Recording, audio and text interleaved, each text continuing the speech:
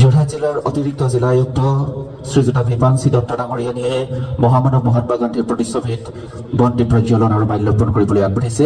আমি সকলো সভাৰ তিতাবৰ সমষ্টিৰ মাননীয় বিধায়ক শ্ৰীযুত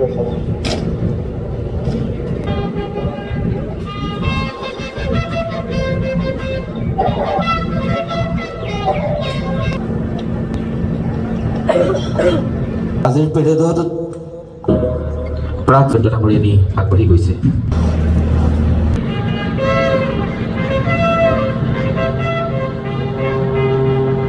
জনগণ মন